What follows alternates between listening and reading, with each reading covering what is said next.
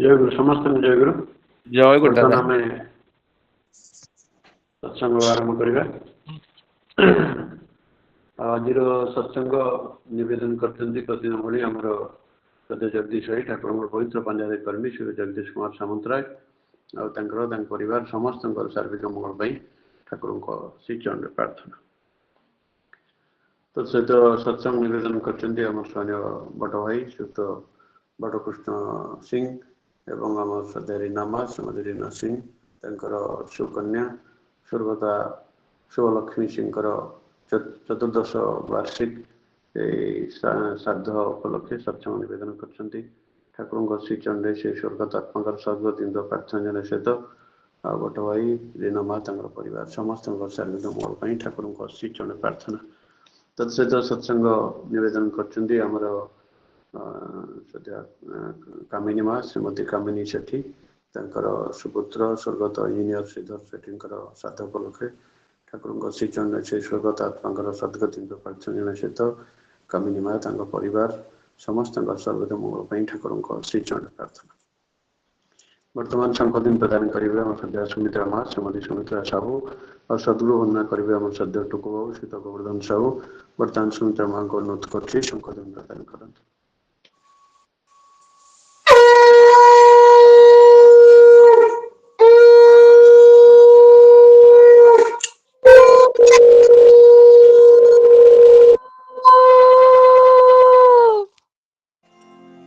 गुरुर्ब्रह्मा गुरुर्विष्णु गुरुर्देवो महेश्वरः गुरुरेव परं ब्रह्म तस्मै श्री गुरवे नमः। अखण्डमण्डलाकारं व्याप्तं येन चराचरं तत्पदं दर्शितं येन तस्मै श्री गुरवे नमः।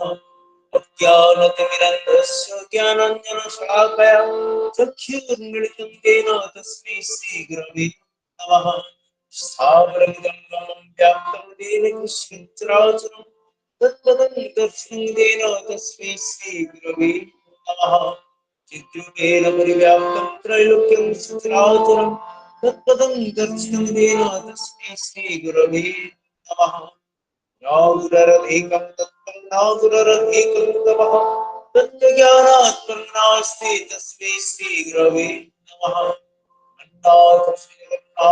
मद्गुरु श्री जगद्गुरु मदात्मा सर्वभूतात्मा तस्मै श्री गुरवे नमः। गुरु परमदैवं गुरुपर करुणास्ते तस्मै श्री गुरवे नमः। ब्रह्मानन्दं परमसुखदं केवलं ज्ञानमुक्ति गन्धातीतं नवमोक्षं एकं नित्यं निर्मलमचलं सर्वोधि साक्षिभूतं भावातीतं त्रिगुणरहितं सद्गुरुं नमामि सद्गुरुं नमामि सद्गुरुं नमामि।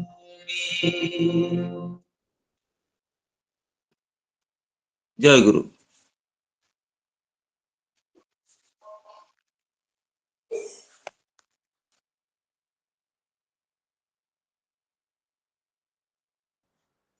ଜୟଗୁରୁ।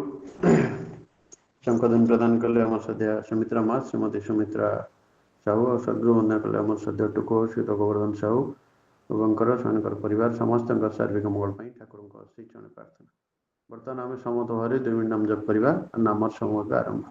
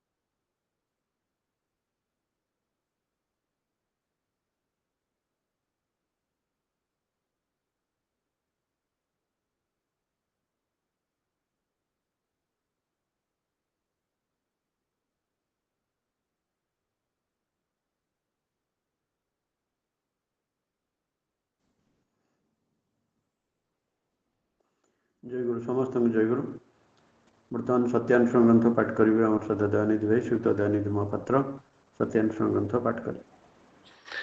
दादा जय गुरु। दादा जय गुरु। जय गुरु पढ़म भाई जय गुरु। परम प्रेममय श्री श्री ठाकुर अनुकूल चंद्रंकर श्रीहस्त लिखित पवित्र सत्यानुष्ठान ग्रंथ ओडिया अनुवाद पाठ। जदि पाप करिथाओ तेबे कातर कंठरे ताहा प्रकाश कर, शीघ्र ही सांत्वना पाइब। सावधान, संकीर्णता बा पाप को गोपन रख नहीं। उत्तरोत्तर वर्धित होई अति सत्वर तुमको अधपतन चरम को नहीं जीव। अंतर रे जहा गोपन रखी करिव ताहा ही बुद्धि पाइब। ओम शांति शांति शांति। ता जय गुरु। जय गुरु सत्यानुष्ठान ग्रंथ पाठ कले आमर दयानिधि भाई श्रीयुक्त दयानिधि महापात्र परिवार समस्त जय गुरु। बर्तमान नारायणी ग्रंथ पाठ करेंगे आम श्रद्धा पुष्पलता महा श्रीमती पुष्पलता प्रधान नारायणी ग्रंथ पाठ करें। दादा जय गुरु। ऑनलाइन रे जोड़े समस्त दादा माँ भाई मान को मोर आपन जय गुरु जनाए। परम प्रेममय जुग पृष्ठम श्री श्री ठाकुर अनुकूल चंद्रंग श्रीमुख निश्चित ओडिया अनुवाद नारीनीति ग्रंथ पाठ। बेर आदर्श तुम्हें प्रयोजन उपयुक्त खर्च कर, जहाँ नहले चले ताहाकु डाकी आण नाही। ईसत कृपणता स्त्री लोक मानकर गोटे उत्तम गुण, किंतु अन्याय कृपण हुआ नाही। तुम्हें जहाँ खर्च कर सेतिरु अन्यर असुविधा न घटाई किछि किछि बंचाइबाकु चेष्टा कर। प्रयोजन जेतेबेले तुमर श्वशुर व स्वामींकर गला टिपि धरिब, तुमर अभय हस्त प्रसारित करी देई दियो, देखिब से कि सुख से कि तृप्ति। वाणी संख्या 131। दादा जय गुरु समस्त को जय गुरु। जय गुरु नारायणी ग्रंथ पाठ कले आम श्रद्धा पुष्पलता महा श्रीमती पुष्पलता प्रधान परिवार समस्त शारीरिक मोड़ ठाकुर श्री चरण प्रार्थना। जय गुरु। जय गुरु दादा। वर्तमान शास्त्र सदाचार सूत्र ग्रंथ पाठ करेंगे आम श्रद्धा हेमंत भाई श्रीयुक्त हेमंत कुमार सेनापति शास्त्र सदाचार सूत्र ग्रंथ पाठ। दादा जय गुरु समस्त जय गुरु। जय गुरु।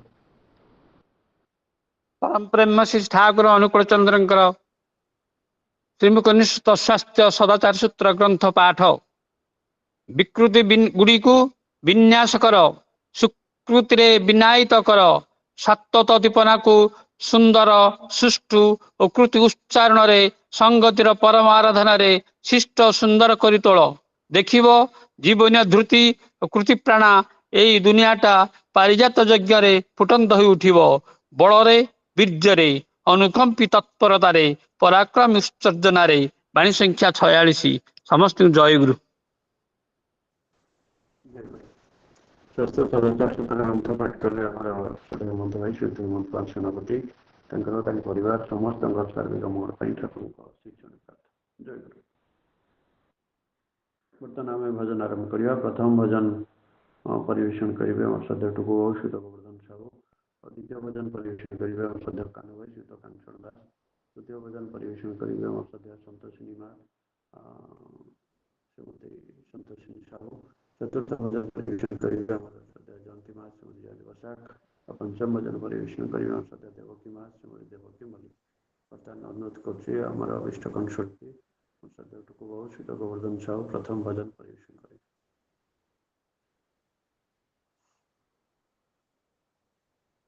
मौसा जय गुरु। जय गुरु। जय उपस्थित समस्त को मोर जय गुरु।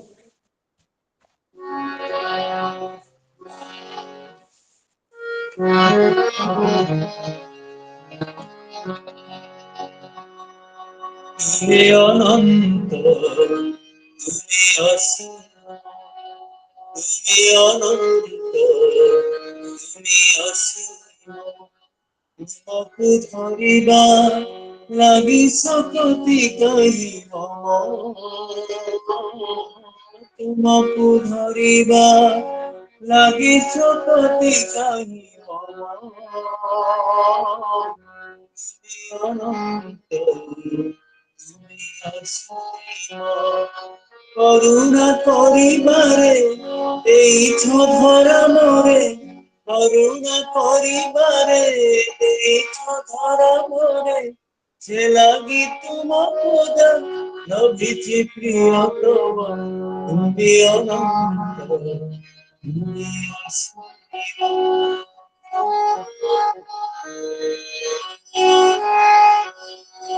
বিশ্বতম ধুতি মতি সে অবলীলা তব জ্ঞান জন বিনা বুঝিবারে কেবল মম বিশ্বতম ধুলিয়া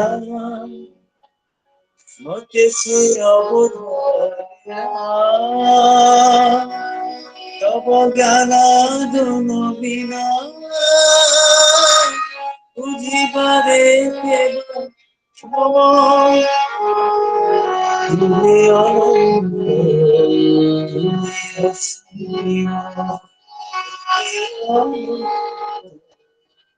তুমি অসীম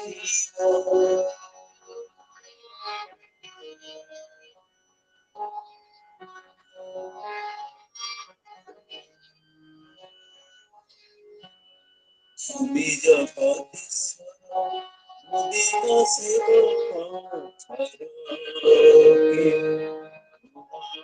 গীতারে জীবিত বাসনে তুমি জগদীশ্বর মুদিত সেবক গীতারে জীবিত বাসনে জীবন সরণী হাসি যায় মতরণী বহে জীবন সরণী হাসি যায় মতরণী বাহিব কেউ জানি বহে তোমার সময় তুমি অনন্ত তুমি অসীম তুমি অনন্ত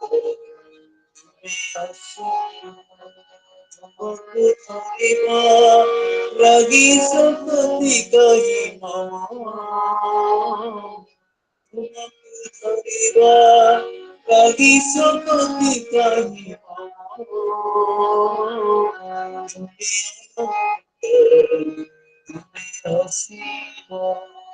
করুণ করিবারে দেইছ ধরা মোরে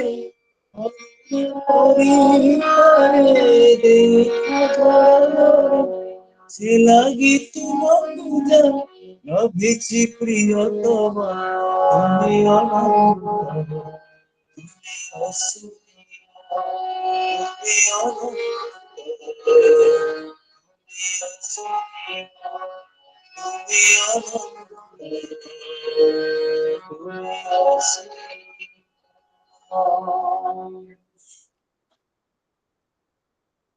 জয় গুরু। খুব সুন্দর ভাବରେ ଆମର ବିଷ୍ଟ କଣ୍ଠଶିଳ୍ପୀ ଆମର ସତ୍ୟଟୁକୁ ବାବୁ ସୁଧ ଗୋବର୍ଦ୍ଧନ ସାହୁ ଖୁବ ସୁନ୍ଦର ଭାବରେ ପୂଜନୀୟ ବିନାୟକ ତାଙ୍କର ବିରଚିତ ଏହି ଭଜନ ପରିବେଷଣ କଲେ। ତାଙ୍କର ତାଙ୍କ ପରିବାର ସମସ୍ତଙ୍କ ଶାରୀରିକ ମଙ୍ଗଳ ପାଇଁ ଠାକୁରଙ୍କ ସେଇ ଜଣେ ପ୍ରାର୍ଥନା। ଜୟ ଗୁରୁ। ବର୍ତ୍ତମାନ ପରବର୍ତ୍ତୀ ଭଜନ ପରିବେଷଣ କରିବେ ଆମର ଅନ୍ୟତମ ବିଷ୍ଟ କଣ୍ଠଶିଳ୍ପୀ ଆମ ସୁଧୀର କାହ୍ନୁ ଭାଇ ଶ୍ରୀଯୁକ୍ତ କାହ୍ନୂଚରଣ ଦାସ ପରବର୍ତ୍ତୀ ଭଜନ ପରିବେଷଣ।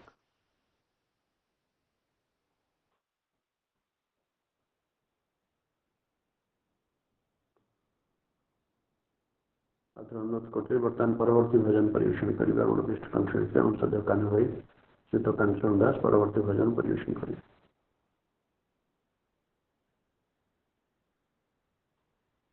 अनुरोध करते वर्तमान परवर्ती भजन परिवेशन करेंगे आम सदैव कान्हू भाई श्रीयुक्त समस्या अनुरोध करते वर्तमान परवर्ती भजन परिवेशन करेंगे आम विष्णु कण्ठशिल्पी आम सदैव संतोषिनी मा श्रीमती संतोषिनी साहू परवर्ती भजन परिवेशन करेंगे।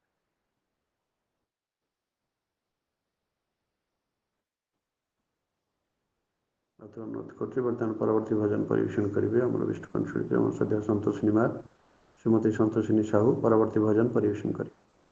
दादा जय गुरु। जय गुरु।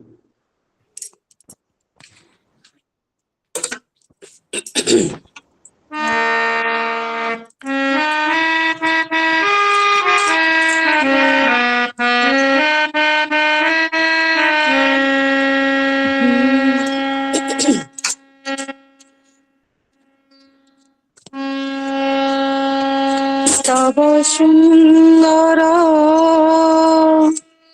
ସେହି ରୂପ ମମ ହୃଦୟ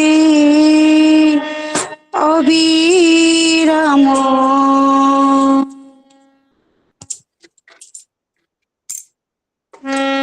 তব সুন্দর সেই রূপ মম হৃদয় অবিরাম তব সুন্দর সেই রূপ মম হৃদয় অবিরাম সদা বিরাজি চিত্র সম পারে না দেখি তারে অন্ধ প্রিয়তম তব সুন্দর সেই রূপ মম হৃদয় অবিরাম তব সুন্দর সেই রূপ সদা বিরাজি অবিরাম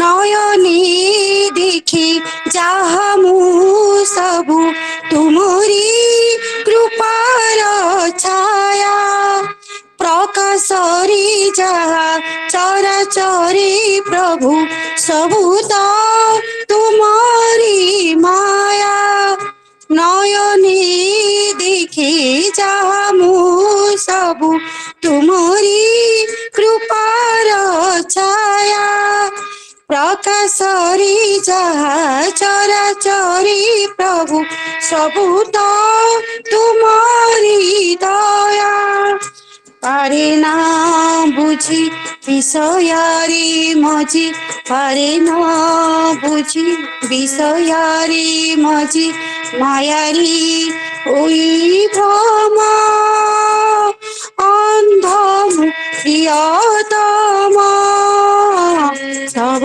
সুন্দর সেই রূপ মম হৃদয় অবিরাম তব সুন্দর সেই রূপ সদা বিরাজি অবিরাম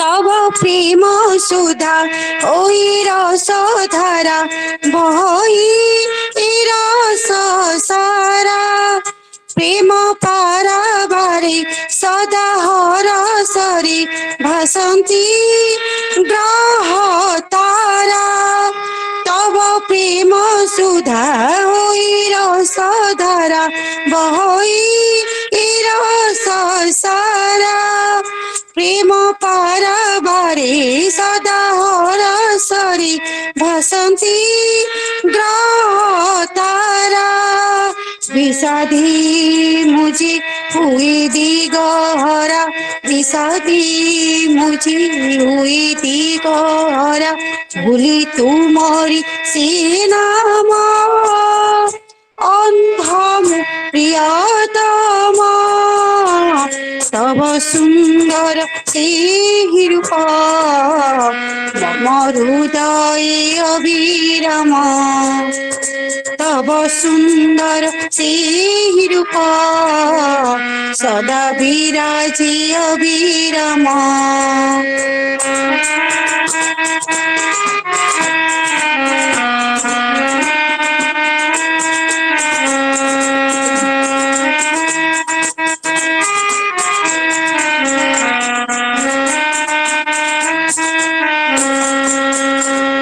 জগতরে যাহা পাইଅছি সবু সবু তো তুমরি মায়া জীবনরে ଯାହା ପାଇଅଛି ସବୁ ସବୁ ତ ତୁମରି ଦୟା ଜଗତରି ଯାହା ପାଇଅଛି ସବୁ ସବୁ ତ ତୁମରି ଦୟା ଜୀବନରେ ଯାହା ପାଇଅଛି ସବୁ ସବୁ ତ ତୁମରି ଦୟା ଗାଇ ତୁମ ନାମ ଯାଉ ଏ ଜୀବନ ଗାଇ ତୁମ ନାମ ଯାଉ ଏ ଜୀବନ ଏତିକି ଅଳିମ ଅନ୍ଧ প্রিয়তম তব সুন্দর সেই রূপ মম হৃদয়ে অবিরাম তব সুন্দর সেই রূপ মম হৃদয়ে অবিরাম সদা বিরাজে চিত্র সম পারি না বুঝি তারি অন্ধ প্রিয়তম তব সুন্দর সেই রূপ মম হৃদয়ে অবিরাম তব সুন্দর সেই রূপ মম হৃদয়ে অবিরাম তব সুন্দর সেই রূপ সদা বিরাজে অবিরাম জয় গুরু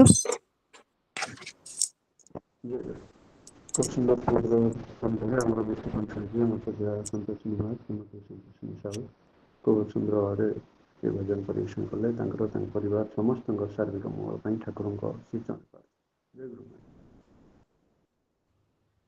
ବର୍ତ୍ତମାନ ଆଉ ଥରେ ଅନୁରୋଧ କରିବା ଆମର ବିଷ୍ଟ କନସଲ୍ଟି ଆମ ସହିତ କାନୁ ଭାଇ ସହିତ କାଞ୍ଚନ ଦାସ ସେ ପରବର୍ତ୍ତୀ ଭଜନ ପରିବେଷଣ କରିବେ। ଦାଦା ଜୟଗୁରୁ। ଅନଲାଇନ୍ ସତ୍ସଙ୍ଗରେ ଉପସ୍ଥିତ ବରେଣ୍ୟ ପୁରୋଧା ଉପସ୍ଥିତ ସମସ୍ତ ଋତିକ ଯାଜକ ଅଧୂର୍ଯ୍ୟ ଗୁରୁ ଭାଇ ମା ମାନେ ସମସ୍ତଙ୍କୁ ମୋର ଆନନ୍ଦିତ ଜୟଗୁରୁ ନିବେଦନ କରେ। ତୁମ ଶ୍ରୀମନ୍ଦିରକୁ ଦେଖି ସତେ ବେନି ନେତ୍ର ଯାଏ ଲାଖି ତୁମ ଶ୍ରୀମନ୍ଦିରକୁ ଦେଖି ସତେ ବେନି ନେତ୍ର ଯାଏ ଲାଖି ପ୍ରଭୁ ତୁମେ ବିଜେ କରିଛ ଧନ୍ୟ କଲ ପାପୀ ତାପୀଙ୍କି ତୁମ ଶ୍ରୀମନ୍ଦିରକୁ ଦେଖି ସତେ ବେନି ନେତ୍ର ଯାଏ ଲାଖି ତୁମ ଶ୍ରୀମନ୍ଦିରକୁ ଦେଖି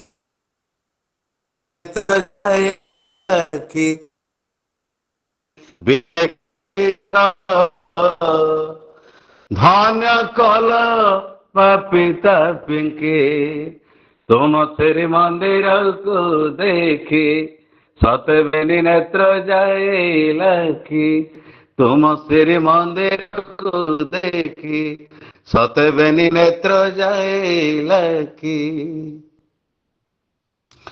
ଆନନ୍ଦ ମେଳା ଲାଗିছে ମୋର ତ ଧାମରେ ତୁମ ଦରବାରରେ କେତେ ଦୁଃଖୀ ରଙ୍କି ଆସେ ବୁଡ଼ ଦିଅନ୍ତି ନାମ ପ୍ରେମ ସାଗରେ ଆନନ୍ଦ ମେଳା ଲାଗିছে ମୋର ତ ଧାମରେ ତୁମ ଦରବାରରେ କେତେ ଦୁଃଖୀ ରଙ୍କି ଆସେ ବୁଡ଼ ଦିଅନ୍ତି ନାମ ପ୍ରେମ ସାଗରେ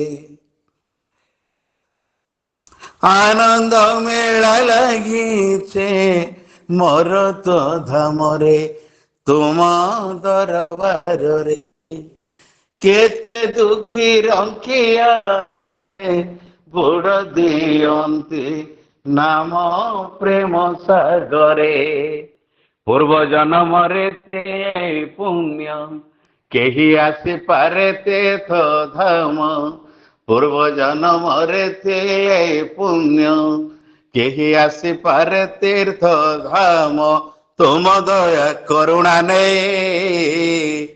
आशा करे मुक्ति पाइके तुम श्री मंदिर को देखी सतबेनी नेत्र जाए लखी तुम श्री मंदिर को देखी सतबेनी नेत्र जाए लखी सत संग साधु संग भजन कीर्तने तुम लीला चलिछे देव मानवर लीला से बुझिव जिए प्रेमी मजिछे साधु संग सत संग भजन कीर्तने तुम लीला चलिछे देव मानवर लीला से बुझिव जे प्रेमे मजेछे तुम्हें दर्द दयाल बोले भक्त आसंते दूर चले तुम्हें दर्द दयाल बोले भक्त आसंते दूर चले प्रभु तुम दर्शन रे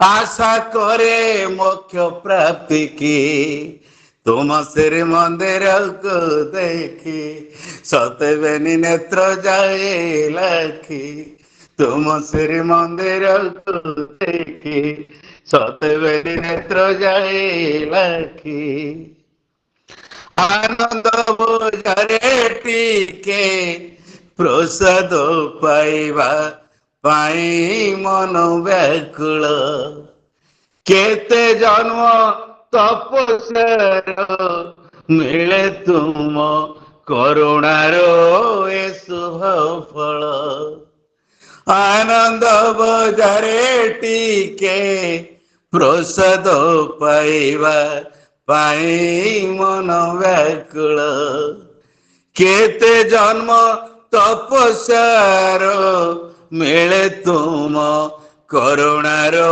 ए शुभ फल जे आसे तुम्हारे पासे फिर जाएनी से खाए हाथे जे आसे तुम्हारे पासे फिर जाएनी से खाए हाथे सब किछ पाइछे बोले मन बले सेवा पाइके तुम श्री मंदिर को देखी सतबेनी नेत्र जाए लखी तुम श्री मंदिर को देखी सतबेनी नेत्र जाए लखी प्रभु तुम्हें विजय करिछ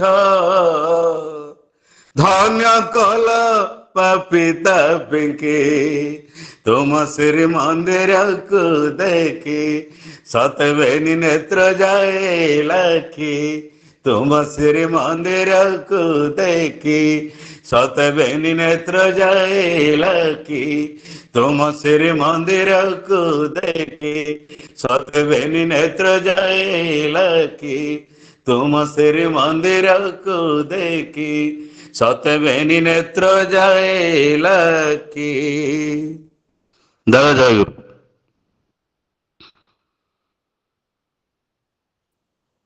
जय गुरु खूब सुंदर भाव में आम विष्णु शिल्पी आमर दकान भाई दकान चरण दास निजस्व रचनार ये भजन खूब सुंदर भाव परिवेशन कले परिवार समस्त शारीरिक मंगल ठाकुर बर्तमान परवर्ती भजन परिवेशन करेंगे आमर नेता विष्णु शिल्पी आम जयंती मास श्रीमती जयंती प्रसाद परवर्ती भजन करेंगे। जय गुरु दादा जय गुरु माँ जय उपस्थित समस्त दादा और माँ मान को मोर आनंदित जय गुरु प्रणाम जनाऊँची। ये गीतटी को रचना करछंती परम पूज्य शिशि दादा।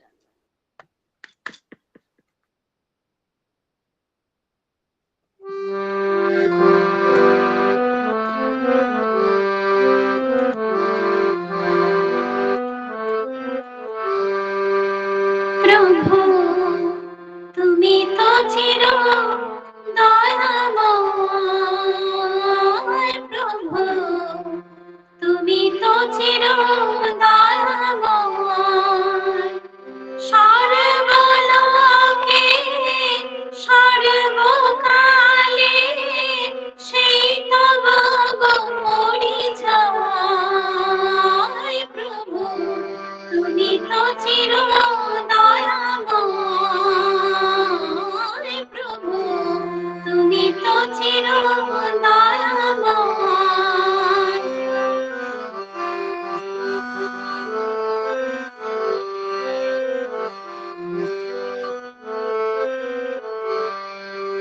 তোমারি চরণ প্রান্তে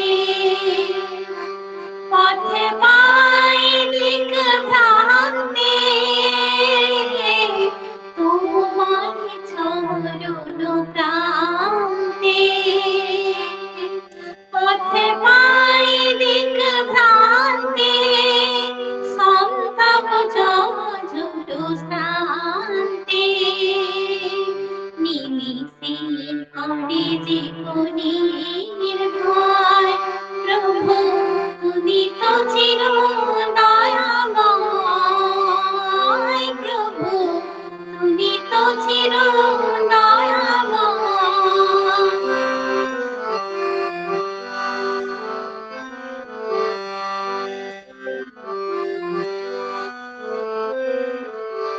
শাশ্বত কল্যাণ পরশে ভরে দিলে চিত্ত হরষে শাশ্বত কল্যাণ পরশে ভরে দিল চিত্ত হরষে অম্লান স্বস্তি প্রবাহে দূর কর পাপ দাহে প্রেমল ভক্তির তীর্থ হলো যে সকল চিত্ত প্রভু প্রেমল ভক্তির তীর্থ হলো যে সকল চিত্ত করিলে সবারি মুক্ত করেছ সবারি মুক্ত নাশিয়া মৃত্যু বিলয় প্রভু তুমি তো চির দয়াময় প্রভু তুমি তো চির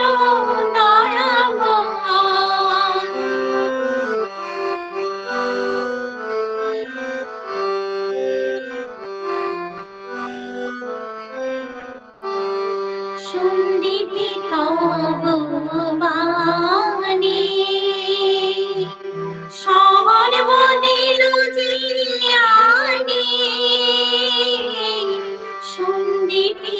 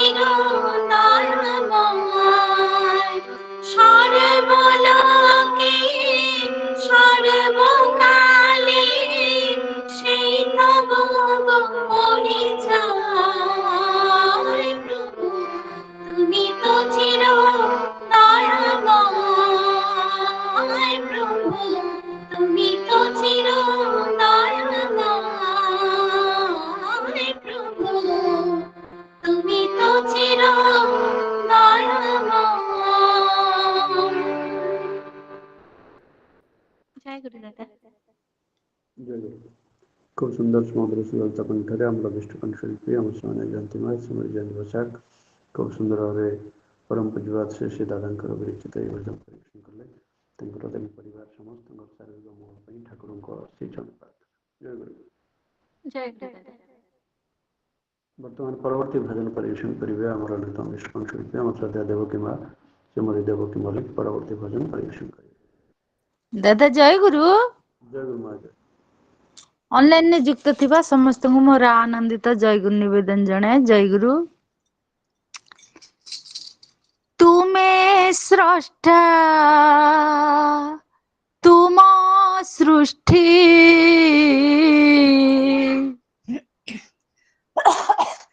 कि सुंदर विभव रे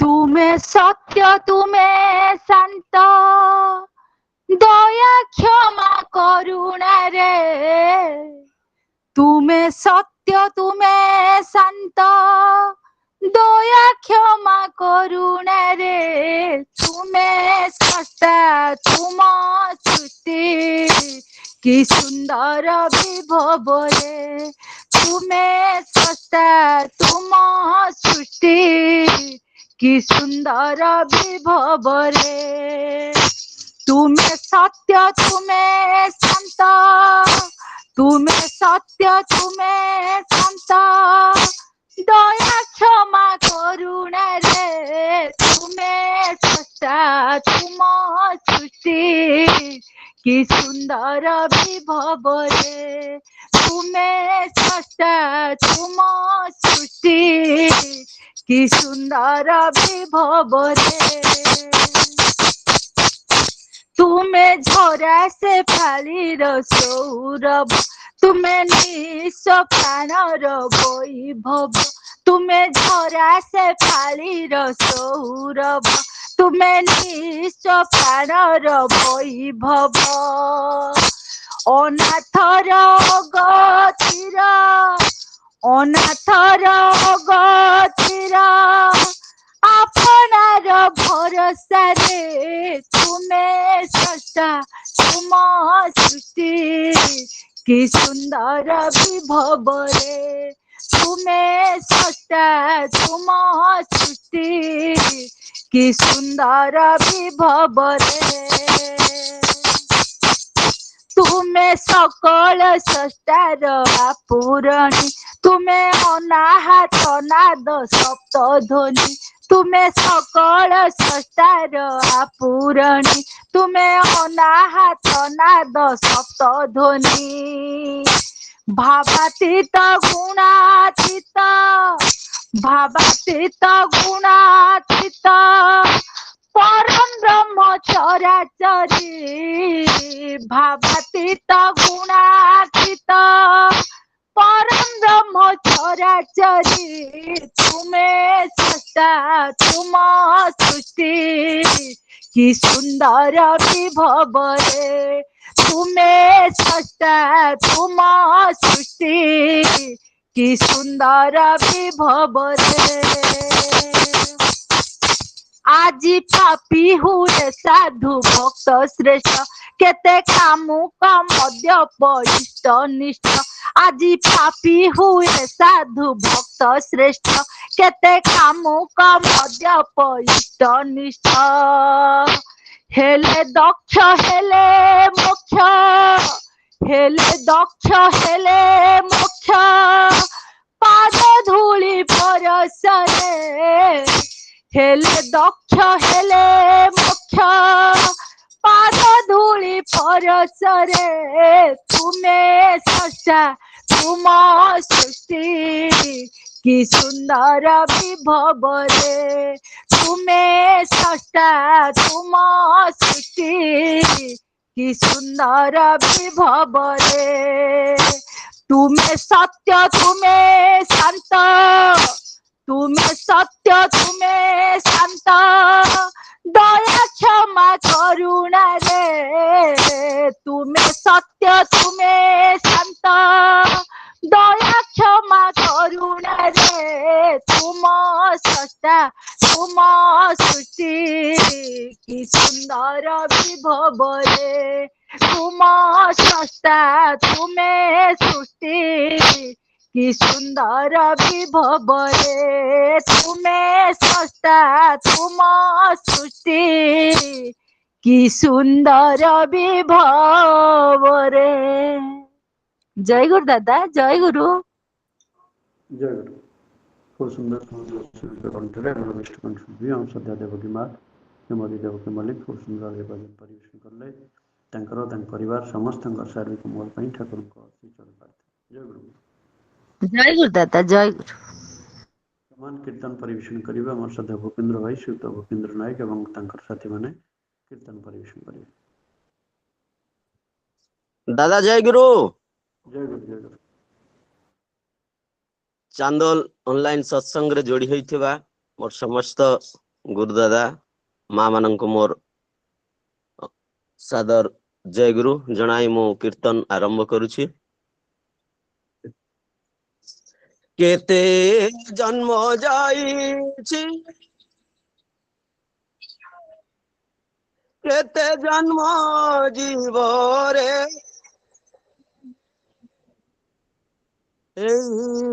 जनम रे पाइछि दयाल चरणे स्थान रे आज धन्य धन्य धन्य रे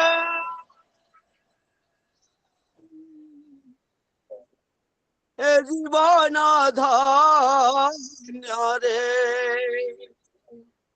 आज धन्य धन्य धन्य रे ए जीवन धन्य रे केते जन्म जाईछि केते जन्म जीव रे जनम रे पाइछि दयाल चरणे स्थान रे केते जन्म जाईछि केते जन्म जीव रे जनम रे पाइछि दयाल चरण स्थान केते जन्म जाईछि केते जन्म जीव रे जनम रे पाइछि दयाल चरण स्थान रे जन्म जाईछि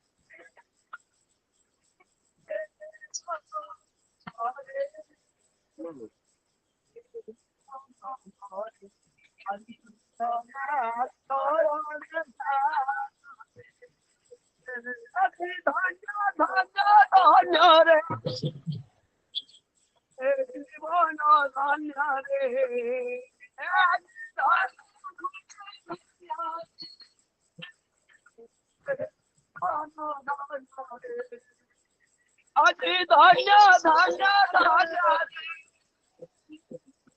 जीवन धन्य रे धन्य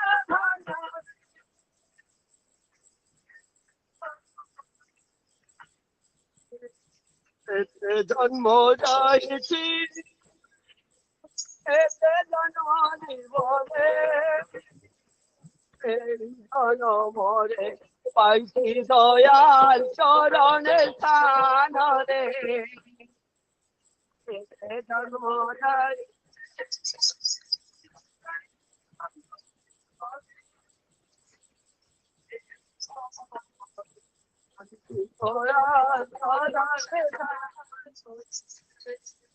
अरे दयाल जे उठ उठ से खारू भेजी जाए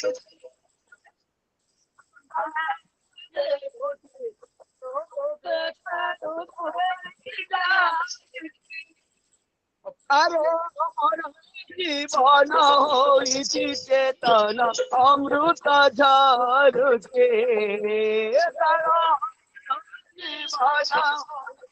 চেতন অমৃত ঝরুছে তার অমর জীবন হইছি চেতন অমৃত ঝরুছে জীবন অমৃত ঝরুছে মন্ত্রিত হে উঠে মানব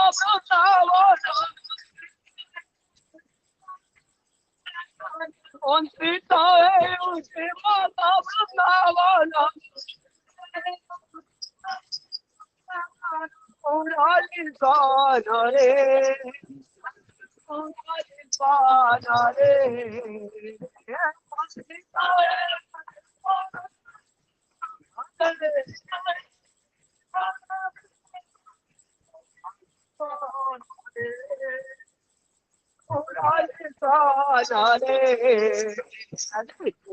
জন্ম যাইছে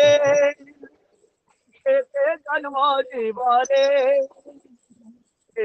জনমরে পাইছি দয়াল চরণে সাজরে জন্ম যাইছে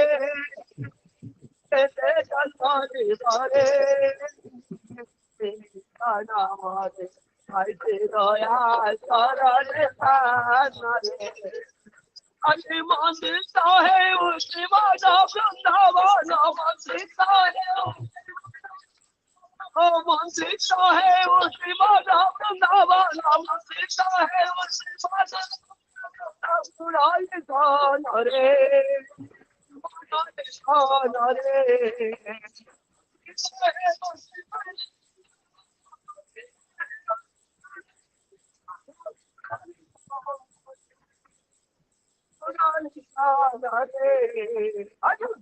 जन्म जाइते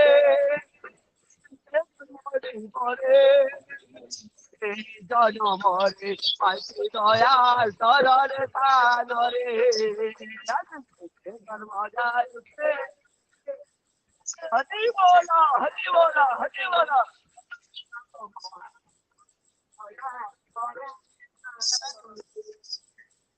अजिष्ट प्रतिष्ठारे ঐশ্বর্য সদাশি হই সেবা করই प्रतिष्ठारे ঐশ্বর্য সদাশি হই সেবা করই प्रतिष्ठारे ঐশ্বর্য সদাশি হই সেবা করই प्रतिष्ठारे ঐশ্বর্য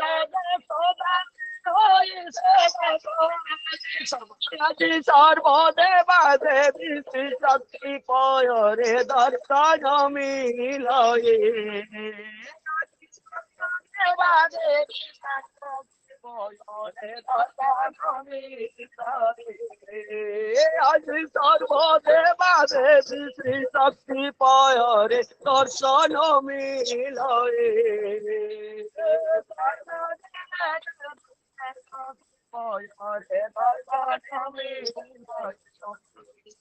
धरु धरु निष्ठुत धरु निष्ठुत अमृत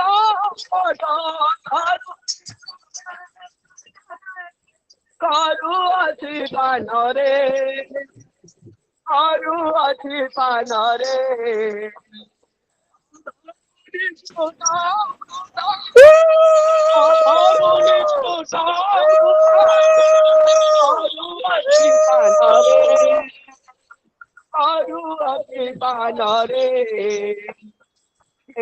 जन्म जाइছে জীবনে এই জনমরে পাইছি দয়াল চরণে সাজরে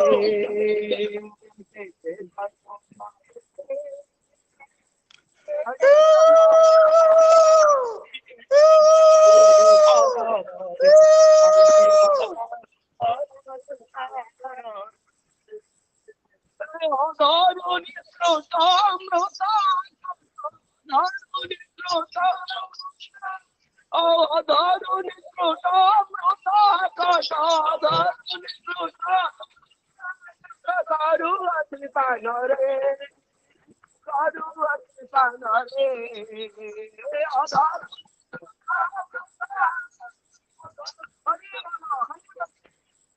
কারু আছি পানরে কারু আছি পানরে জন্ম যাইছে মরে মরে জনমর পাখি দয়া শরণ সাগরে জন্ম যাইছে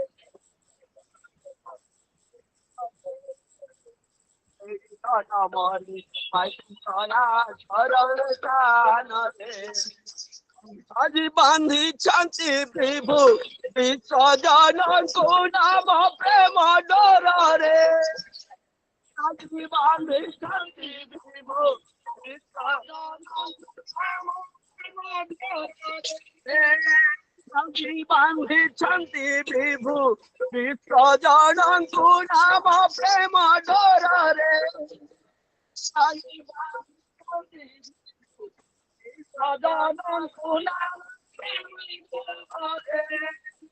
আজি ପ୍ରତି ଗୃହାଙ୍ଗନ ପରମ ପିତାଙ୍କ ପବିତ୍ର ମନ୍ଦିରରେ ଆଜି ପ୍ରତି ଗୃହାଙ୍ଗନ ପରମ ପିତାଙ୍କ ପବିତ୍ର ମନ୍ଦିରରେ ଆଜି ପ୍ରତି ଗୃହାଙ୍ଗନ ପରମ ପିତାଙ୍କ ପବିତ୍ର ମନ୍ଦିରରେ ଆଜି ପ୍ରତି ଗୃହାଙ୍ଗନ ପରମ ପିତାଙ୍କ ପବିତ୍ର ମନ୍ଦିରରେ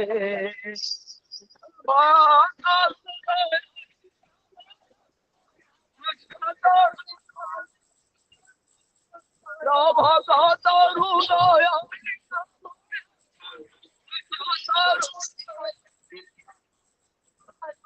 প্রভু হে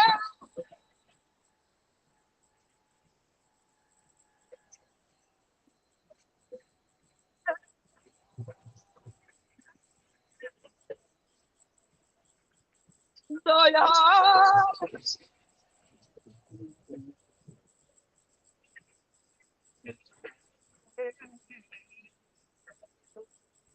ভগত হৃদয়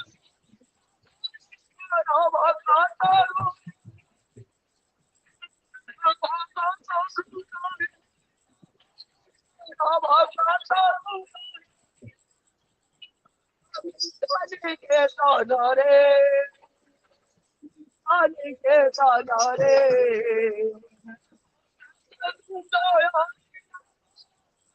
ভগত হৃদয় অনিকেতনরে অনিকেতনরে জন্ম যাইছি জন্ম রে জনমরে পাইছি দয়া শরণে প্রাণরে জন্ম যাইছি জনমরে পাইছি দয়া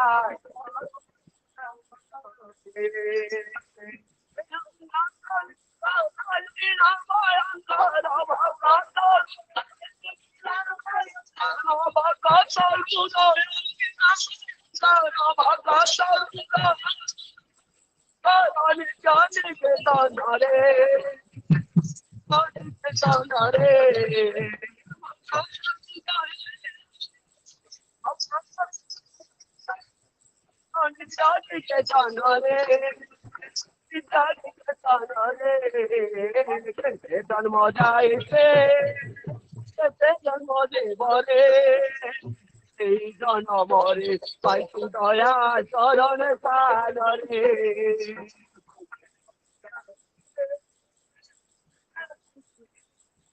দয়াল হো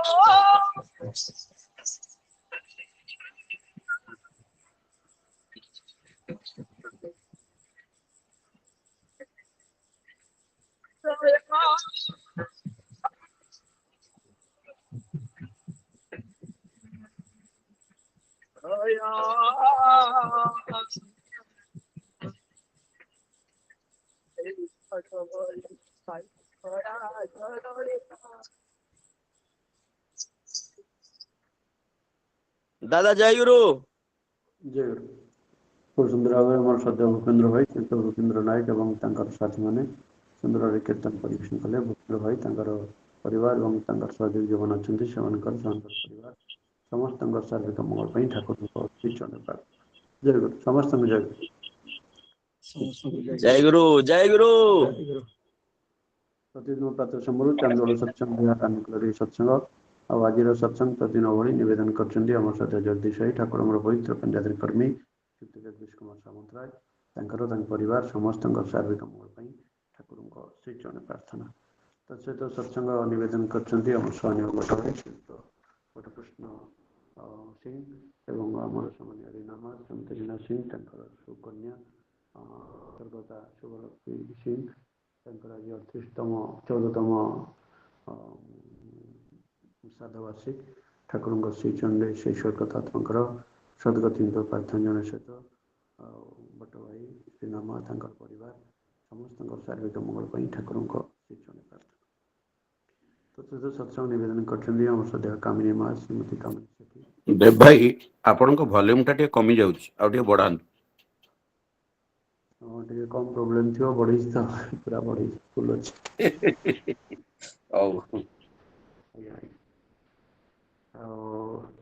सत्संग निवेदन कर कामिनी माँ श्रीमती कामिनी सेठी पुत्र सुपुत्र इंजीनियर श्रीधर सेठी श्राद्ध उपलक्षे ठाकुर श्री चंद्रेश्वर आत्मकर सदगति प्रार्थना सहित कामिनी माँ कमली माँ परिवार समस्त सर्वदा मंगल ठाकुर श्री चरण प्रार्थना।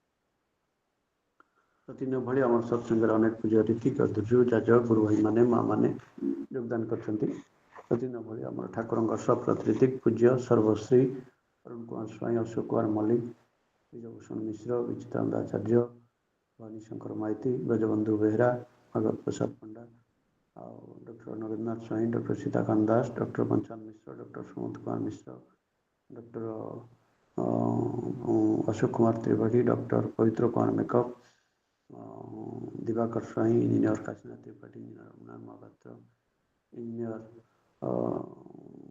शरद Chandra engineer Sachidanand Mallick engineer Shashank Shekhar Behera engineer Sharad Kumar Das engineer Yuvraj प्रसाद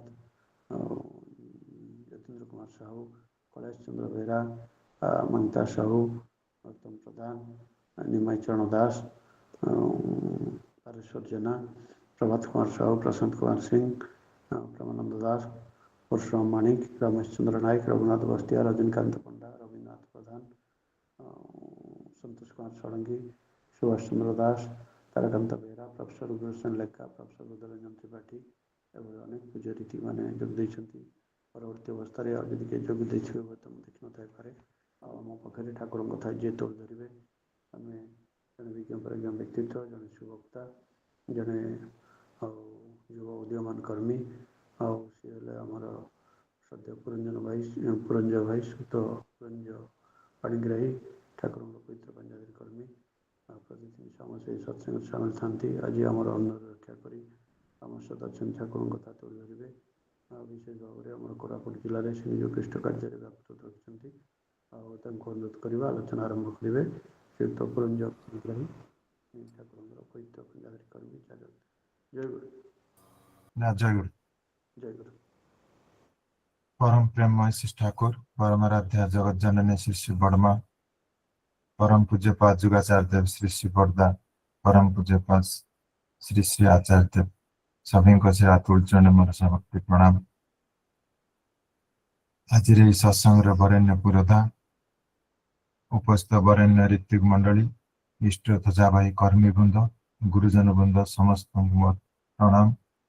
इष्ट प्राण गुरु भातृ मंडली भक्तिमती मातृमंडली सत्संग प्रेमी सुधी सज्जन वृंद छोट छोट पिला माने समस्त मोर अंतर रापति जय गुरुचंडी। सर्वप्रथमे आज जे भोग नैवेद्य निवेदन करछंती ସମସ୍ତଙ୍କର ସେ ଇଷ୍ଟି ଚର୍ଚ୍ଚାମୟ ଜୀବନର ସାର୍ବିକ କଲ୍ୟାଣ ପାଇଁ ପ୍ରିୟ ପରମ୍ପରା ଅତୁଳଚରଣ ପ୍ରାର୍ଥନା ଜଣାଏ। ଖଣ୍ଡରୁ ଭାବେ ଯୋଗଯୁକ୍ତ ପ୍ରତିଭୂତାଙ୍କର ସେ ଇଷ୍ଟି ଚର୍ଚ୍ଚାମୟ ଜୀବନର ସାର୍ବିକ କଲ୍ୟାଣ ପାଇଁ ପ୍ରିୟ ପରମ୍ପରା ଅତୁଳଚରଣ ପ୍ରାର୍ଥନା ଜଣାଏ। ଶ୍ରୀ ଶ୍ରୀ ଠାକୁର ତାଙ୍କର ଭାବ ସମାଧି ଅବସ୍ଥାରେ ପ୍ରଥମ ଦିବସରେ ଗୋଟେ ଉକ୍ତି କହିଥିଲେ, ତାହା ହଉଛି ଜ୍ଞାନ ନା থাকলে পোকা মাকড় যদি মধুর হাড়িতে রাখা যায় তাহলে খেয়ে মরে যায়। একথা পুণ্যপোথି গ্রন্থরে লিপিবদ্ধ ଅଛି। তাহলে এই ପୋକ ବୁଢିଆଣୀ ଭଳି ଯେତିକି ଜନ୍ତୁ ସେମାନେ ମଧୁ ଖାଇବା ପାଇଁ, ମିଠା ଖାଇବା ପାଇଁ ସେ ମିଠା ଯୋଉଠି ଅଛି ସେ ହାଣ୍ଡି ଭିତରକୁ ବା ତା ସୋର୍ସ ସେଇପଟକୁ ତାଙ୍କର ମୁଭମେଣ୍ଟଟା ଥାଏ। ତ ସେଇପଟେ ଯେତେବେଳେ ଗତି କରନ୍ତି, ପ୍ରଥମ ଯେତେବେଳେ ଟଚ୍ ହୁଏ ତାଙ୍କର ସେଇ ମିଠା, ତାପରେ ଆହୁରି ଉପରକୁ ସେମାନେ ଅଧିକା ଖାଇବା ପାଇଁ ଯାଆନ୍ତି। କିନ୍ତୁ ଏଇ ଜ୍ଞାନ ସେମାନଙ୍କ ପାଖରେ ନଥାଏ। ସେଇ ମହୁ ଭିତରେ ବା ମିଠା ଭିତରେ ଗୋଟେ ଅଠା ଅଂଶ ଅଛି, ଯାହା ଦ୍ୱାରା ତାଙ୍କ ଗୋଡ ସେଠି ଲାଗିଯିବ ଆଉ ସେ ଭିତରୁ ସେ ବାହାରି ପାରିବେ ନାହିଁ। ଆଉ ଆମେ ଦେଖୁ ମଧ୍ୟ ତାହା, ସେ ପୋକ ମାଙ୍କଡ ଯେତିକି ସେ ସବୁ ସେ ଗୁଡ ହାଣ୍ଡି ଭିତରେ, ମିଠା ହାଣ୍ଡି ଭିତରେ ଲାଗିକି ବହୁତ ମରିଯାଆନ୍ତି, ଆଉ ଫେରି ଆସିପାରନ୍ତିନି। ସେଥିପାଇଁ ଶ୍ରୀ ଶ୍ରୀ ଠାକୁର ଏଠି କହୁଥିଲେ କି ଜ୍ଞାନ ନା থাকলে খেয়ে মরে যায়। ତ ଏଇ ଖାଇକିରି ମରିବାକୁ ତ ଆମେ ଜନ୍ମ ହେଇନେ, ଆମେ ଜନ୍ମ ହେଇଛେ ଜୀବନକୁ ଉପଭୋଗ କରିବା ପାଇଁ। ତ ଜୀବନକୁ ଉପଭୋଗ କରିବାକୁ ହେଲେ ମୋର ସେ ମିଠା ବି ଦରକାର ଅଛି। ସେ ମିଠାକୁ ବି ମୁଁ ଖାଇବି, ତା ସହିତ ମୁଁ ଫେରି ଆସିପାରିବି ଯେମିତି ସେ ସୋର୍ସ ଭିତରୁ ଯୋଉଠୁ ମିଠା ଖାଇଲି ସେଇଠୁ ପୁଣି ଆଉ ଥରେ ସୁରକ୍ଷିତ ଭାବରେ ଯେମିତି ଫେରି ଆସିବି, ସେ ଜ୍ଞାନଟା ରହିବା ଦରକାର। ଆମମାନ ପାଖରେ ସେଇ ଜ୍ଞାନର ଅଭାବ ହେତୁ ମଣିଷ ତାର ଦୈନନ୍ଦିନ ଜୀବନ ଭିତରେ ଏଇ ଭୋଗଟା ସେ ଉପଲବ୍ଧ କରିପାରୁନାହିଁ। ମଣିଷ ନା କୌଣସି ଜାଗାରେ ତାର ଜୀବନ ଚଳନୀରେ ଏ ସଂସାରମୟ ଜୀବନରେ ସେ ଦୁଃଖ, କଷ୍ଟ, ବ୍ୟାଧି, ଆପଦ ବିପଦ ସବୁ ଗୁଡାକ ସେ ଆମନ୍ତ୍ରଣ କରୁଛି କିମ୍ବା ଏଇଥିରେ ସେ ଜର୍ଜରିତ ହଉଛି। ତ ସେଥିପାଇଁ ଏଇ ସଂସାରରେ ଚାଲିବାଟା ଜ୍ଞାନଟା ନିହାତି ରହିବା ଦରକାର। ଆଉ ତା ପାଇଁ ଆମେ ଏଇ ସତ୍ସଙ୍ଗ କି ଆଧ୍ୟାତ୍ମିକ ସାଧନା ବିଭିନ୍ନ ପ୍ରକାର ଆମେ ଉପାୟ ସବୁ ଅବଲମ୍ବନ କରୁଛେ।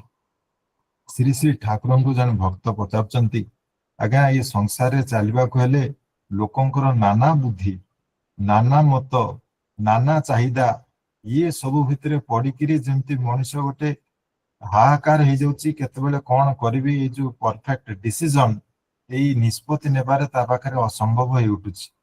କଣ କଲେ ଏ ସମସ୍ତଙ୍କୁ ନେଇ ଚାଲି ସଂସାର ସୁନ୍ଦର ଭାବରେ ଚାଲିବ, ଦୟାକରି ଟିକେ କିଛି କହିବେ। ଶ୍ରୀ ଶ୍ରୀ ଠାକୁର ସେଇ ପ୍ରତି ଉତ୍ତରରେ କହୁଛନ୍ତି ଯେତେ ପାରିବୁ ସମସ୍ତଙ୍କୁ ପୂରଣ କରିବୁ, ନିଜକୁ ଅକ୍ଷତ ରଖି ଆଉ ସତତାକୁ ପ୍ରମାଣିତ କରି। ଏଇ ଯୋଉ ଦିଟା ଜିନିଷ କି ସମସ୍ତଙ୍କୁ ପୂରଣ କରିବାର କଥା, ନିଜକୁ ଅକ୍ଷତ ରଖି ଆଉ ସତତାକୁ ପ୍ରମାଣିତ କରି। ସତତା କହିଲେ ଏ ସତ୍ତା ପରିପୋଷଣୀର ଆଚାର ବ୍ୟବହାର, ତାକୁ ପ୍ରମାଣ କରିବାକୁ ପଡିବ ମୋ ଭିତରେ କି ମୋ ଭିତରେ ସେଟା ଅଛି। ଆଉ ସେଟା ଯାହାର ଥାଏ ସେ ବ୍ୟକ୍ତି ହିଁ ସମସ୍ତଙ୍କୁ ପରିପୂରଣ କରିବାର କ୍ଷମତାଟା ରଖେ। ଯଦି ଏଇ ସତତା ତା ଭିତରେ ନାହିଁ, ତାହେଲେ ଏଇ ସମସ୍ତଙ୍କୁ ପରିପୂରଣ କରିବାର ଦକ୍ଷତା ତା ଭିତରେ ନଥିବ। ଏଟା ଗୋଟେ ତାର ଇଣ୍ଡିକେଟର। ଠାକୁର ପୁଣି କହୁଛନ୍ତି, ଇଏ ସବୁ କରିବୁ କିନ୍ତୁ ଚାଲିବୁ ତୁ ତୋର ଇଷ୍ଟ ପଥରେ, ତାଙ୍କର ହିଁ ମତରେ, ଅନ୍ୟକୁ ନ ରଗାଇ କୁଶଳ କୌଶଳରେ ମଧୁର ବ୍ୟବହାର ନାହିଁ କିନ୍ତୁ ନିଷ୍ଠାର ଅଟଳ ହୋଇ। ଏଇ ଚାରିଟି ଜିନିଷ ଠାକୁର ତା ସହିତ ଲଗେଇଛନ୍ତି।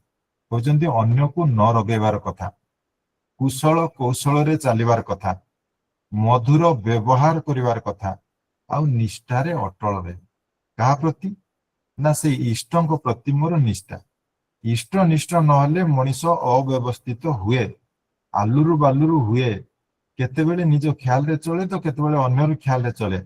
ଚିତ୍ତର କୌଣସି ସ୍ଥିରତା ନଥାଏ। ସେଇ ନିର୍ଭରଯୋଗ୍ୟ ଲୋକ ହୁଏ ନା।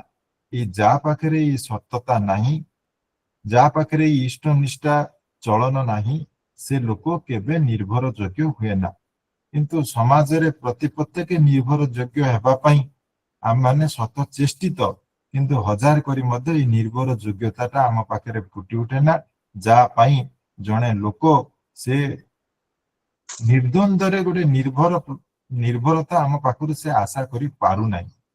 ସେଇଥିପାଇଁ ଏତେ ବିଶୃଙ୍ଖଳା, ସେ ବ୍ୟକ୍ତି ଜୀବନରେ ହଉ, ସେ ପାରିବାରିକ ଜୀବନରେ ହଉ, ସେ କର୍ମକ୍ଷେତ୍ରର ଜୀବନରେ ହଉ, ସେ ସାଂସାରିକ ଜୀବନରେ ହଉ, ସେ ସମାଜରେ ହଉ, ପ୍ରତି ଜାଗାରେ ଏଇ କଥା ଗୋଟେ ନିର୍ଭର ଯୋଗ୍ୟତା ଆମ ପାଖରେ ନାହିଁ, କି ଆମ ପାଖରେ ଲୋକ। ତେଣୁକରି ମଣିଷକୁ ଏଇ ନିର୍ଭର ଯୋଗ୍ୟତାକୁ ଆଣିବା ପାଇଁ ହେଲେ ତାର ଇଷ୍ଟନିଷ୍ଠଟା ଟିକେ ହେବାକୁ ପଡିବ। ଦିନକ ଘଟଣା ମୋର ମନେ ପଡୁଛି, ଶ୍ରୀ ଠାକୁରଙ୍କ ପାଖକୁ ଜଣେ ମାନେ ମଧ୍ୟବୟସ୍କା ଝିଅଟି ସେ ଯାଇକି ପ୍ରଣାମ କରୁଛି। ଶ୍ରୀ ଠାକୁର ଯେତେବେଳେ ପ୍ରଣାମ କରୁଛି, ତାର ଚୁଟି ଗୁଡାକ ସାମ୍ନାକୁ ପଳେଇ ଆସୁଛି, ଚୁଟିରେ ପୁରା ମୁଣ୍ଡଟା ଘୋଡି ହଉଛି। ପ୍ରଣାମ କରିବା କ୍ଷଣି ଶ୍ରୀ ଠାକୁର ତାକୁ ଉଠେଇ ନେଇଛନ୍ତି ଏବଂ ଚୁଟି ଗୁଡାକ ସାଇଜ କରିଦଉଛନ୍ତି। କହୁଛନ୍ତି, ମା ଏ ଚୁଟି ଆଲୁରୁ ବାଲୁରୁ ରଖିଲେ ତାର ଜୀବନଟା ଆଲୁରୁ ବାଲୁରୁ ହେଇଯାଏ। ଯାହାର ଏଇ କ୍ୟାରେକ୍ଟରିଷ୍ଟିକ ଗୁଡାକ ଛୋଟିଆ ଛୋଟିଆ ଜିନିଷ ହେଲେ ବି ଆଲୁରୁ ବାଲୁରୁ, ତାର ଜୀବନଟା ମଧ୍ୟ ଆଲୁରୁ ବାଲୁରୁ ହେଇଯାଏ। ତେଣୁକରି କେମିତି ମତେ ସଂଯତ କରିକିରି ସଜେଇକିରି ରଖିବାକୁ ହୁଏ, ସେଟା ମଧ୍ୟ ଠାକୁର ଆମକୁ ଶିଖେଇଛନ୍ତି।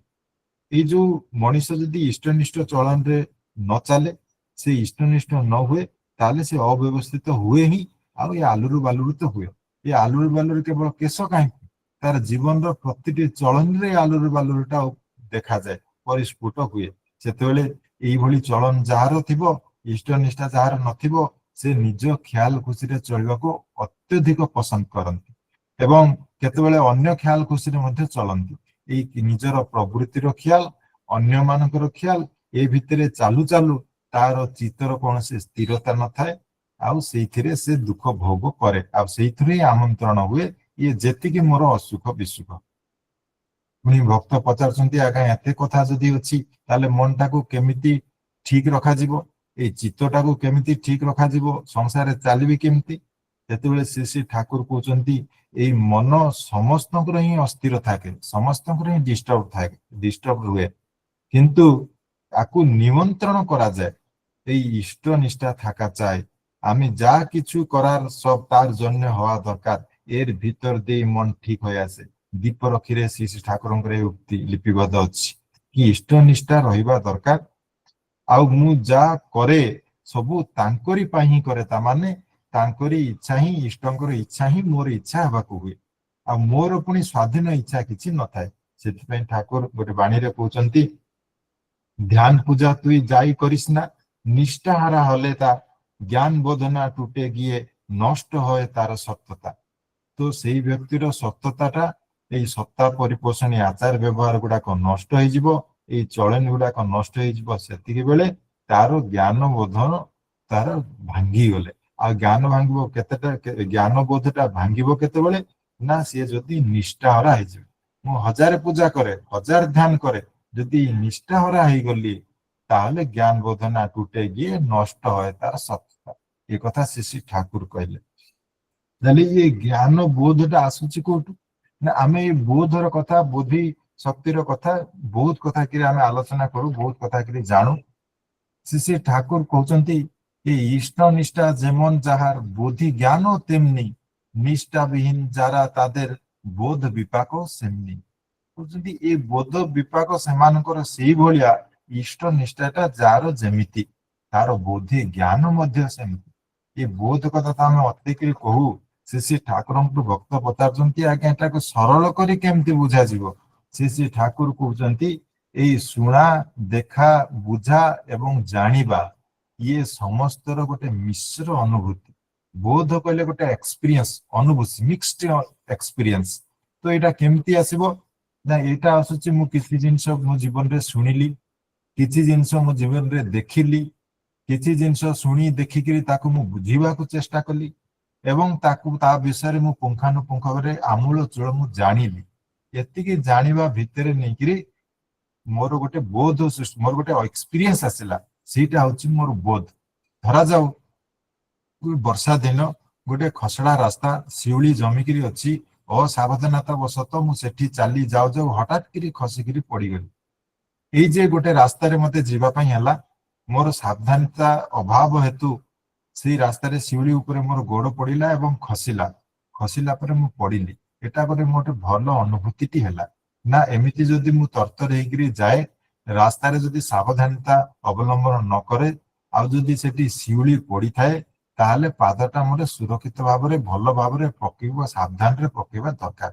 ଯଦି ନ ହୁଏ ତାହେଲେ ମୁଁ ଖସିକିରି ପଡିବି। ଏଇ ଥରେ ପଡିକିରି ମଣିଷ ଗେନ୍ କଲା ତାର ଏକ୍ସପିରିଏନ୍ସ କି ଏଇ ରାସ୍ତାରେ ଏମିତି ଗଲେ ପଡିବାକୁ ହୁଏ, ସେ ରାସ୍ତାରେ ସେ କରେନି।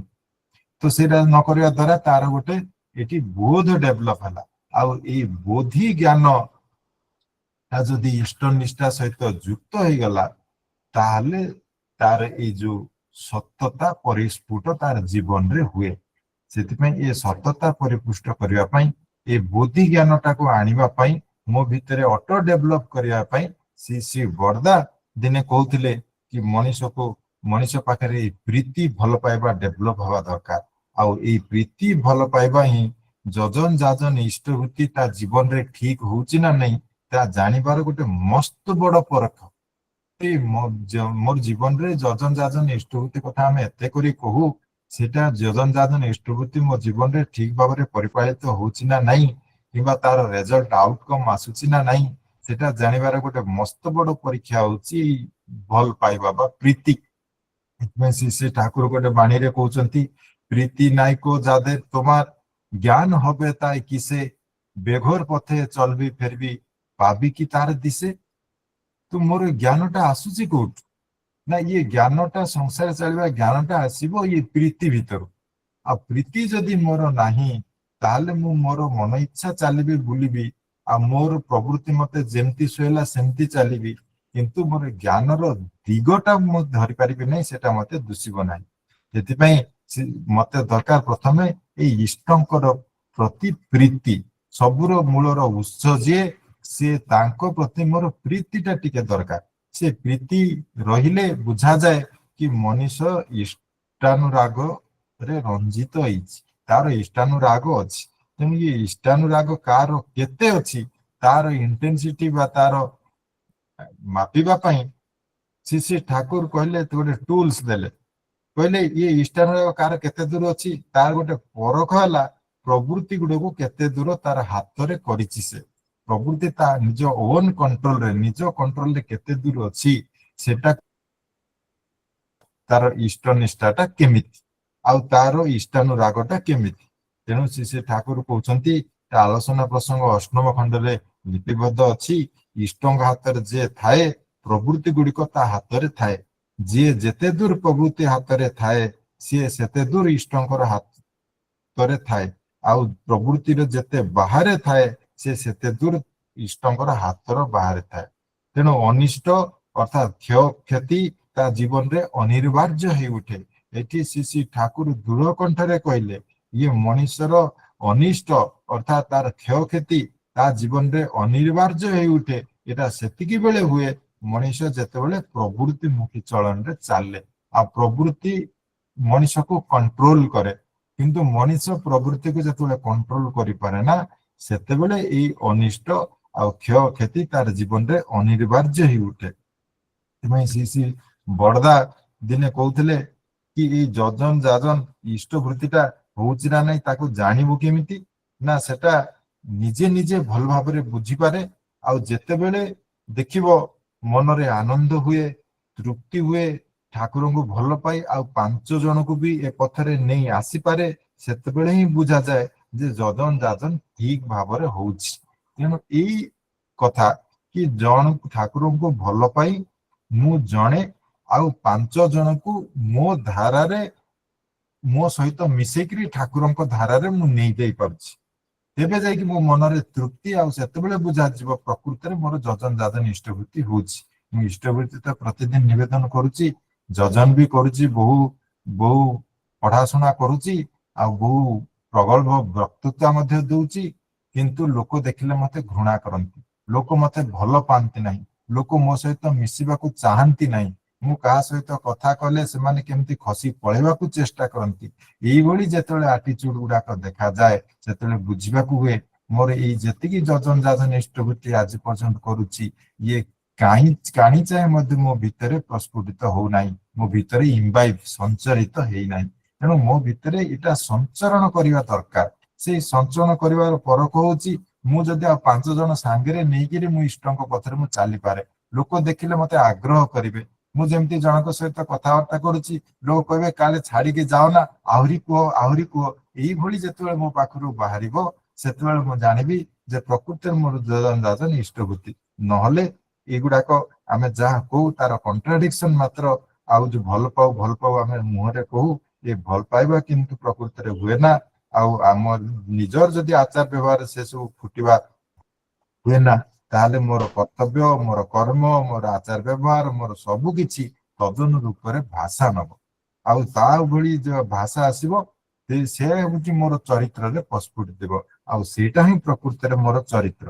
ତେଣୁ ସେଇଭଳି ଚରିତ୍ରରେ ଯୋଉମାନେ ଗୁଣାନ୍ୱିତ ସେମାନଙ୍କର ସେଇ ଗୁଣ କିନ୍ତୁ ସେ ଗୁଣ ଭିତରେ ଆଉ ଏଇ ବ୍ୟକ୍ତିତ୍ୱର ତାର ଫୁଟି ଉଠେ ନା।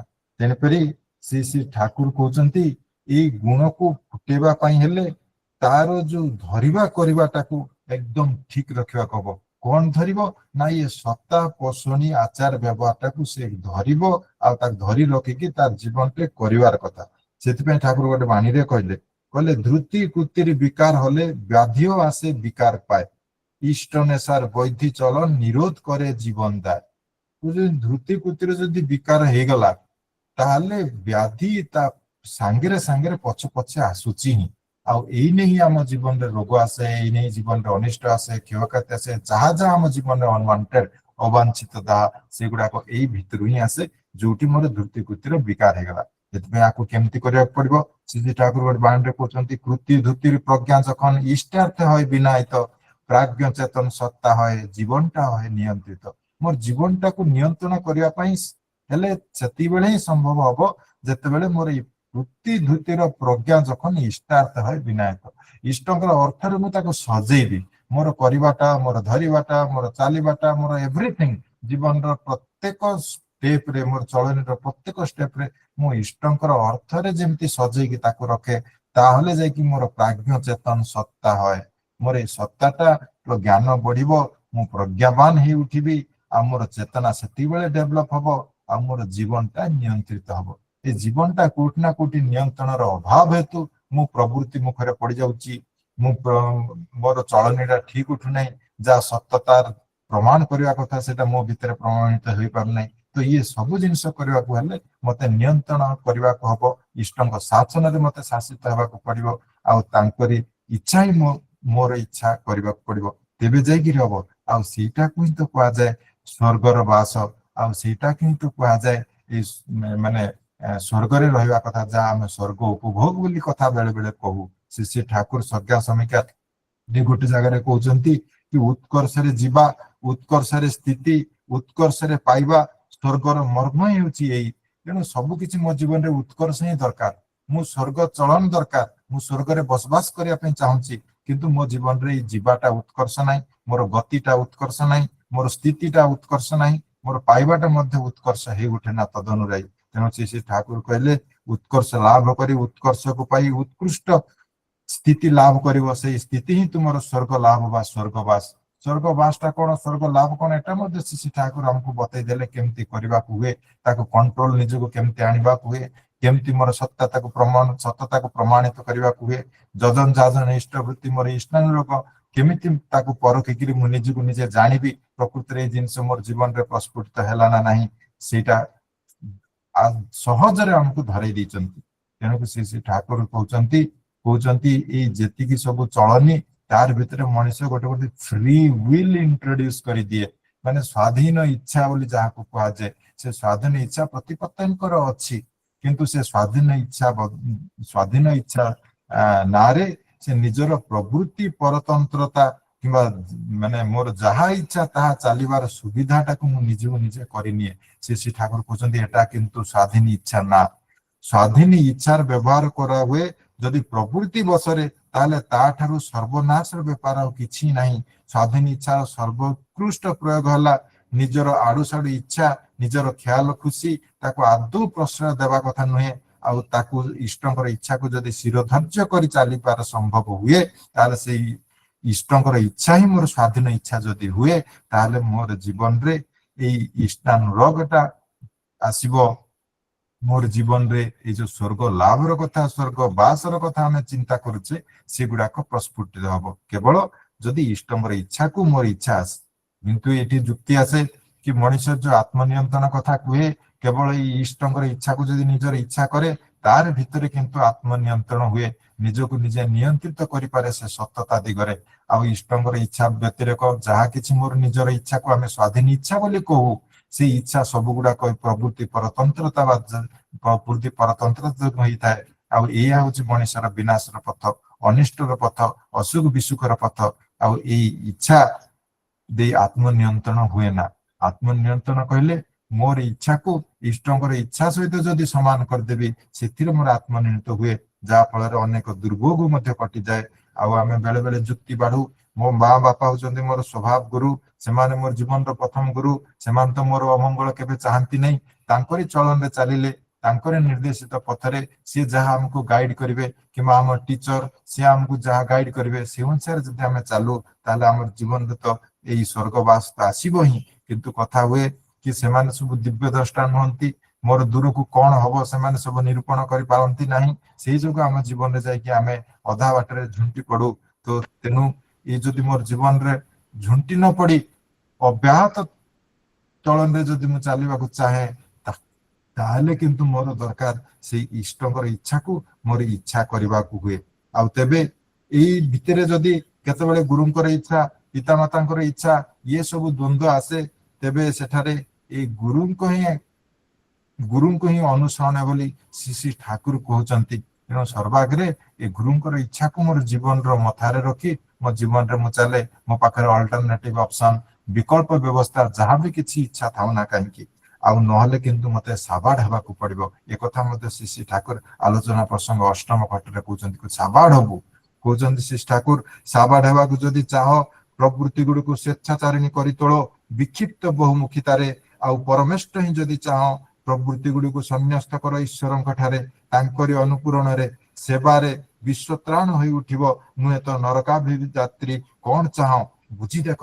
ସମ୍ବିତ ଗ୍ରନ୍ଥର ସାଧନା ଅଧ୍ୟାୟରେ ଏଇ ବାଣୀଟି ଶ୍ରୀ ଠାକୁରଙ୍କର ଅଛି।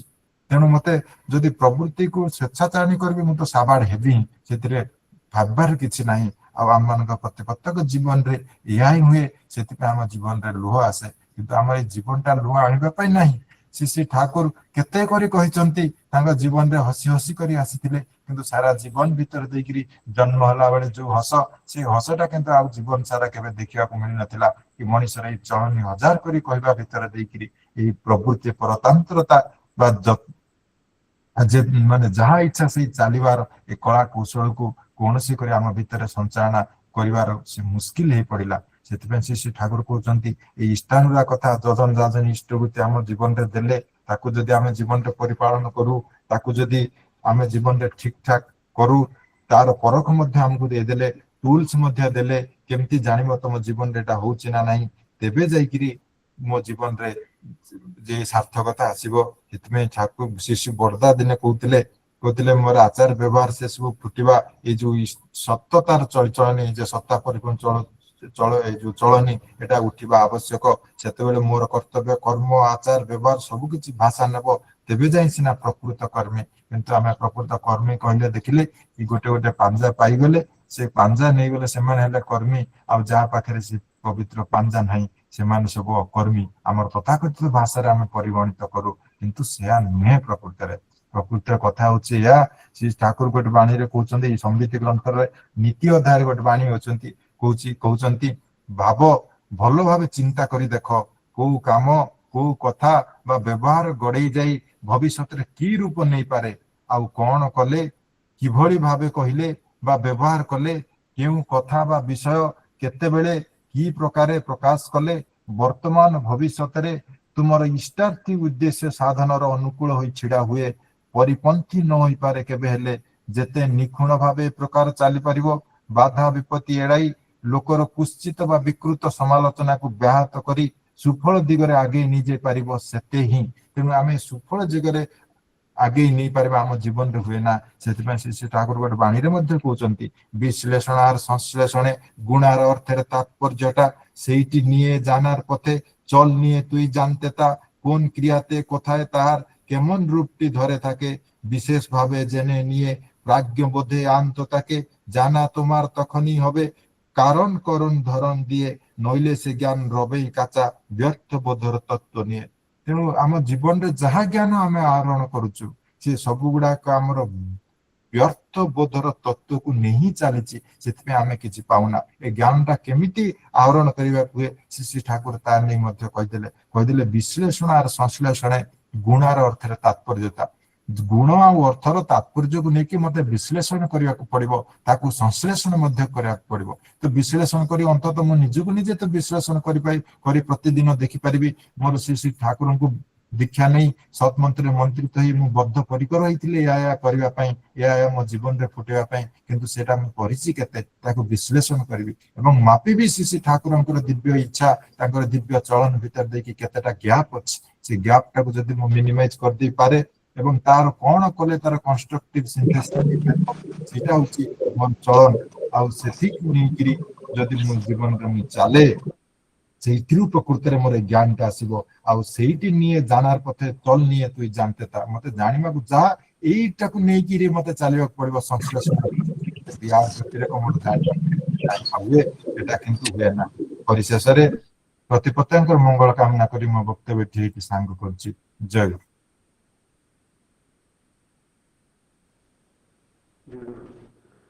ଖୁବ୍ ସୁନ୍ଦର ଭାବରେ ଆମର ପୁରୀଞ୍ଜ ପାଣିଗ୍ରାହୀ ଠାକୁରଙ୍କର ପବିତ୍ର କଲ୍ୟାଣ କରିବି।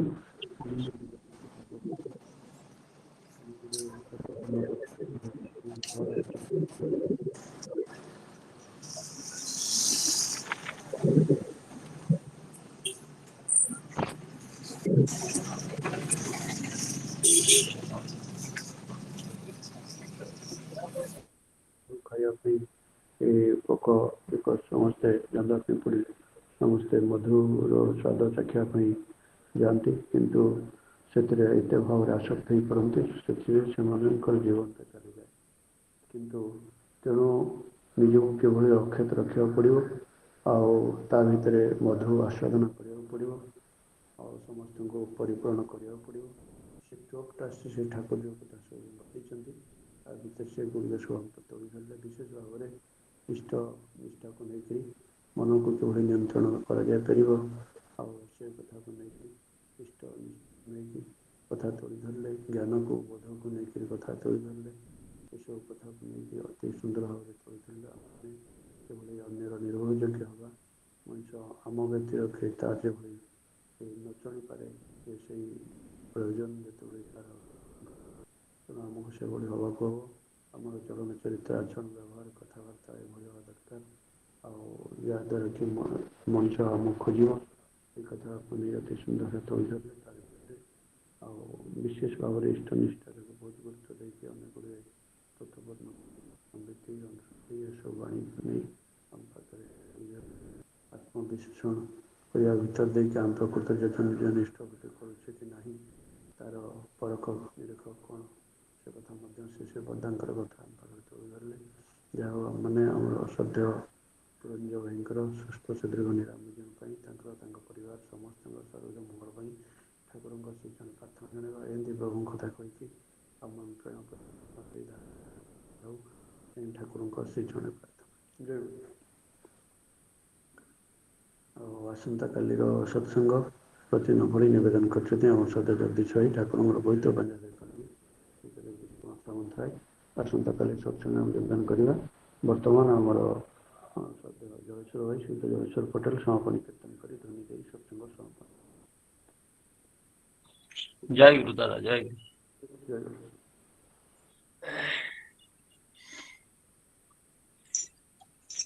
नाची उठे त्रिभुवन ग्रह तारा सूर्य जह्न मिले सर्वे गगन पवन नाची उठे त्रिभुवन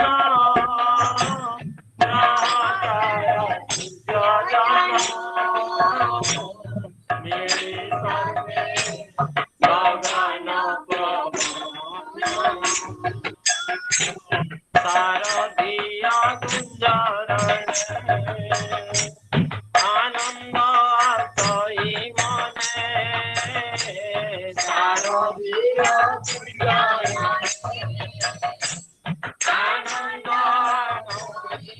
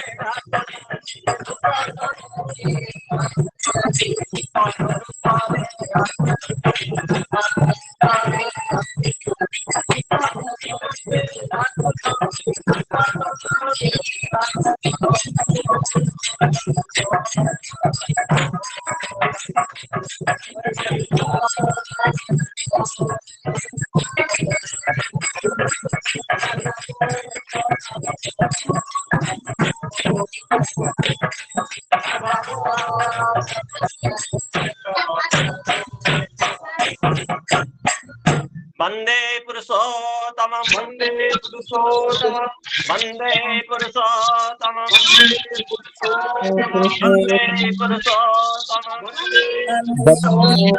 परम प्रेममय श्री श्री ठाकुर अनुकूल चंद्र जी की परम प्रेममय श्री श्री ठाकुर अनुकूल चंद्र जी की परम प्रेममय श्री श्री ठाकुर अनुकूल चंद्र जी की परम राधा जगत जननी श्री श्री बड़मा की परम आराध्या जगत जननी श्री श्री बड़मा की परम आराध्या जगत जननी श्री श्री बड़मा की परम पूज्यपाद श्री श्री बड़दा की परम पूज्यपाद श्री श्री बड़दा की परम पूज्यपाद श्री श्री बड़दा की परम पूज्यपाद श्री श्री आचार्य देव की परम पूज्यपाद श्री श्री आचार्य देव की पूज्यपाद श्री श्री आचार्य देव की सात भक्त की सात संघ की सात संघ की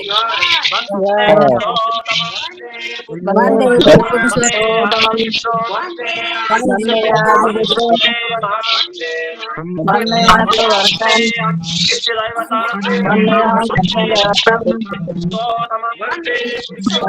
पुरुषोत्तम वंदे वंदे वंदे ठाकुर अंकुर चंद्र जी की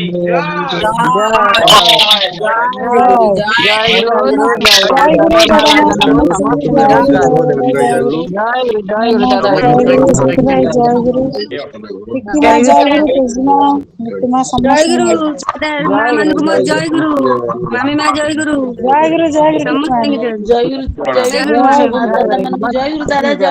दादा जय गुरु दादा दादा हम समस्त जय गुरु दादा जय गुरु वासंती माँ जय गुरु समस्त के जय दादा मानव को जय गुरु जय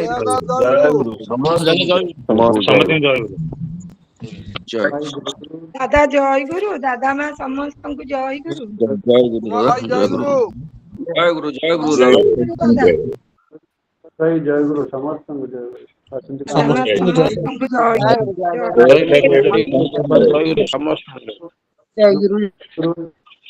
को जय गुरु